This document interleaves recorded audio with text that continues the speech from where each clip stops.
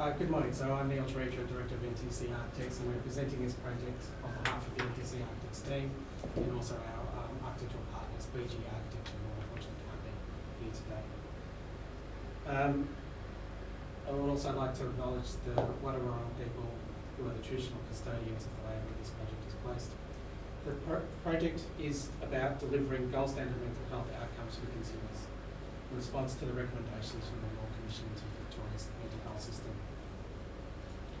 The project is one of 4 projects delivered under the 492 mental health beds expansion program administered by the Victorian Health Building Authority. We delivered 120 new beds at Sunshine Hospital, Northern Hospital, McKellar Centre and Royal Melbourne Hospital. And it's about that increased capacity, urgent capacity of beds, reduced pressure on the emergency departments that people are presenting there, and providing additional support for those people that need immediate care. Lots of complex findings from the Royal Commissions, lots of complex findings from lived experience peoples. So some of the mental health principles that we are working to: designing for gender safety, designing for wellness, it's recovery focus, provide consumer autonomy, intuitive wayfinding, designed to minimise self-harm, designed using co-design.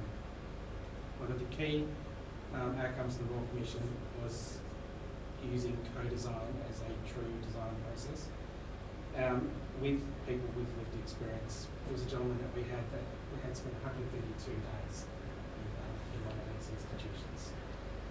Therefore, this project does deliver evidence-based recovery-focused outcomes. The Royal Commission also talked about smaller cohorts, so not going from the big traditional 12-bed cohorts, reducing them down. In this project, the cohorts are beds of 4. Women, general acute pods and intensive care pods, so they go from increasing acuity of mental health.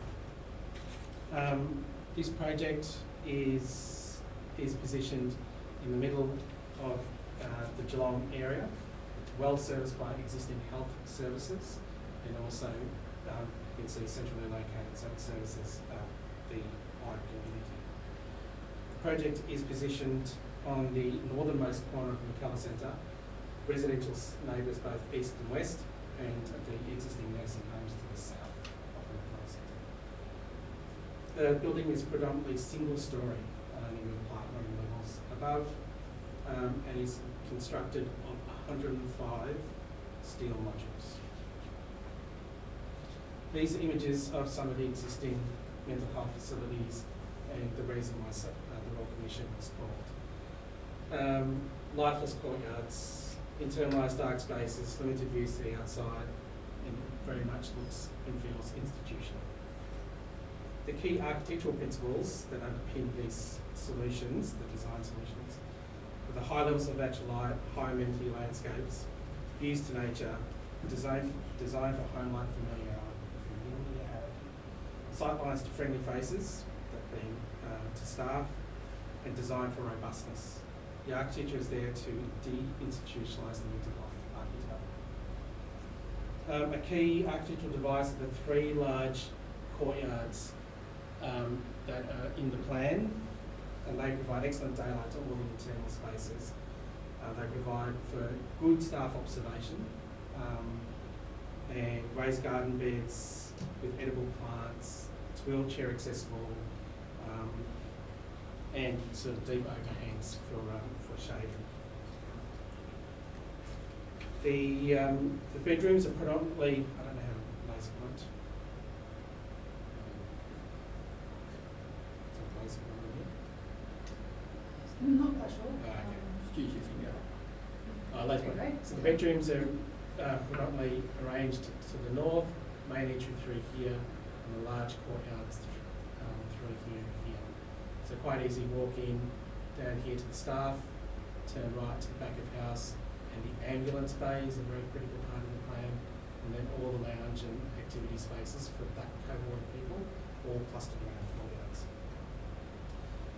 The building form references the residential estates and is orientated to maximise passive ESD benefits. The building typology is that of a courtyard model. And the façade is deliberately domestic in its materiality and detail to establish a sense of familiarity for users and visitors. The bedroom pods are expressed on the façade, providing residential street aesthetic, which with a façade of quick snaps and metal cladding. In through the public entry, you're welcomed into a bright and warm reception area. From here, there is a simple colour scheme for intuitive wayfinding, left to the community hub and right down to the back house spaces. The bedroom and en-suites were critical parts of the design, which we prototyped in full-scale model landscapes factory, and we tested it for ligature opportunities, services reticulation, joinery design, and these are actually health services actually trying to tie ligatures and things to all sorts of doors. The outcome of all of this is bright, warm, comfortable consumer bedrooms which feel home-like and have very few visual cues of being an acute mental health facility. The consumers have full control over their environment with access to the outside, automated blinds, interstitial blinds, lighting controls, and the amenity that we have in our bedrooms is reciprocated. There are these lounge and dining spaces as well, which are all visually connected. These are all part of the bedroom environment. Everybody has access to courtyards. Staff have access to a courtyard as well. If there's a moment where they need refuge, they can move out into those sorts of spaces.